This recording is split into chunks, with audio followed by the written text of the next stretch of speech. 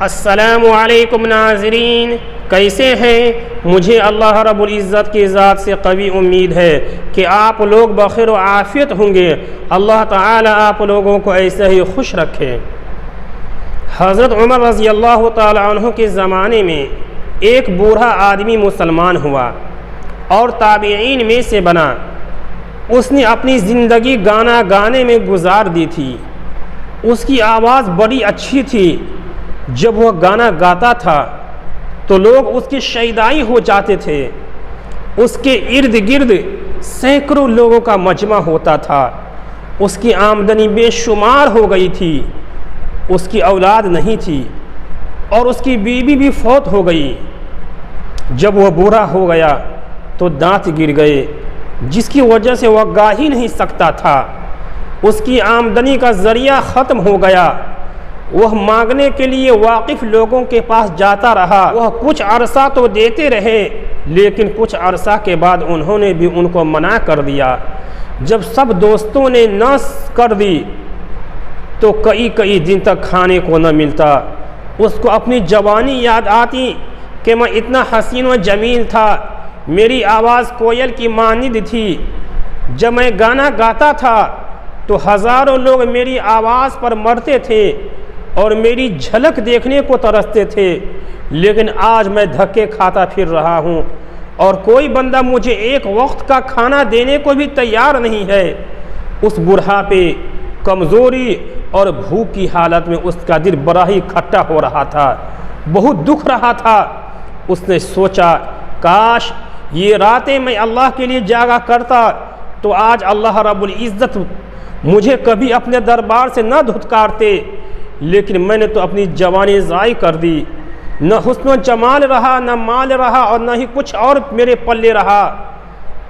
اب میں کیسے رب کو مناؤں گا؟ چنانچہ وہ اسی سوچ میں گم ہو کر جنت البقیع میں چلے گئے اور قبروں کے درمیان ایک جگہ بیٹھ کر اپنی جوانی کو یاد کر کے رونے لگ گئے۔ انہوں نے روتے روتے دعا مانگی، رب کریم، میں نے اپنی جوانی ضائع کر دی، اب میرے پاس کچھ بھی نہیں کہ میں آپ کے حضور پیش کر سکوں۔ میرے منہ میں دانت نہیں، پیٹ میں آنت نہیں، اب میں بوڑھا ہوں، لاٹھی کے سہارے چل کے آیا ہوں، نہ آنکھوں میں بینائی ہے نہ کانوں میں سنوائی ہے۔ اے یا الہ العالمین، اب میں شرمندہ ہوں، مگر یہاں آ کر بیٹھا ہوں تاکہ میں اپنی قبر کے قریب ہو جاؤں۔ یہ واقعہ جو میں بیان کر رہا ہوں مولانا روم رحمۃ اللہ علیہ نے لکھا ہے۔ وہ فرماتے ہیں جب وہ آدمی اپنے گناہوں پر نادم و شرمندہ ہو کر رویا تو اس کی آنکھ لگ گئی۔ تھوڑی دیر کے بعد وہ اٹھا تو کیا دیکھتے ہیں کہ سامنے سے ایک آدمی چلا آ رہا ہے۔ جب اس نے دیکھا تو وہ امیر المومنین سیدنا عمر فاروق رضی اللہ تعالی عنہ تھے اور انہوں نے اپنے سر کے اوپر کچھ اٹھایا ہوا تھا۔ وہ ڈر گیا کہ اب امیر المومنین آ گئے ہیں، وہ تو مجھ جیسوں کا درے سے انتظام کرتے ہیں، کہیں ایسا نہ ہو کہ مجھے بھی چند درے لگ جائیں۔ حضرت عمر رضی اللہ تعالی عنہ نے اسے دیکھا اور کچھ آگے چلے گئے۔ تھوڑی دیر کے بعد لوٹ کر دوبارہ اس کی طرف آئے۔ جب اس نے انہیں دوبارہ اپنی طرف آتے دیکھا تو اور زیادہ ڈر گیا کہ یہ پھر میری طرف آ رہے ہیں، پتہ نہیں میرا کیا بنے گا۔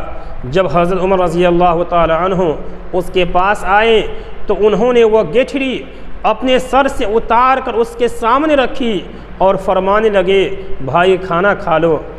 وہ بوڑھا حیران ہوا کہ امیر المومنین مجھے کھانا پیش کر رہے ہیں۔ اس نے پوچھا، اے امیر المومنین، آپ میرے لیے کھانا کیسے لائے؟ عمر رضی اللہ تعالی عنہ نے فرمایا، دوپہر کا وقت تھا، میں قیلولہ کر رہا تھا، میں نے خواب دیکھا، مجھے خواب میں اللہ رب العزت کی طرف سے پیغام دیا گیا کہ میرا ایک دوست قبرستان میں پریشان بیٹھا ہوا ہے اور وہ بھوکا ہے، اے عمر جاؤ اور میرے اس دوست کو کھانا کھلا کے آؤ۔ جب میری آنکھ کھلی تو میں نے سوچا کہ اللہ کا دوست ہے، چنانچہ میں نے اپنی اہلیہ محترمہ سے کہا کہ جو کھانا تیار ہو وہ دے دو۔ اس نے کھانا باندھ دیا۔ میں نے کہا میں اللہ کے دوست کی طرف لے جا رہا ہوں کھانا، لہٰذا کھانا ہاتھوں میں نہیں بلکہ اپنے سر پر اٹھا کے لے جاتا ہوں تاکہ اللہ کے دوست کا اکرام ہو سکے، اس لیے عمر کھانا سر پر اٹھا کر آیا ہے، یا اے اللہ کے دوست کھانا کھا لو۔ جب اس نے یہ سنا تو کہنے لگا اچھا میں نے ابھی تھوڑی دیر پہلے اپنے رب کے سامنے توبہ کی تھی، میرا پروردگار کتنا کریم ہے کہ اس نے میرے تمام گناہوں کے باوجود میری ندامت کو قبول کر لیا، اور وقت کی امیر المومنین کو خواب میں حکم دیا کہ جاؤ میرے دوست کو کھانا کھلا کے آؤ۔ اے اللہ تو کتنا کریم ہے۔ اس بات کو سن کر وہ بوڑھا اتنا رویا کہ وہیں روتے روتے حضرت عمر رضی اللہ تعالی عنہ کے سامنے اس نے اپنی جان اللہ کے حوالے کر دی۔ اللہ اکبر کبیرہ۔ اللہ رب العزت بڑے قدردان ہیں، جس طرح اللہ رب العزت قدردان ہیں اللہ تعالی ہمیں بھی یہ صفت عطا فرما دے۔ ناظرین اس ویڈیو کو لائک کریں، چینل کو سبسکرائب کریں، دوستو احباب میں شیئر فرمائیں۔ السلام علیکم ورحمۃ اللہ۔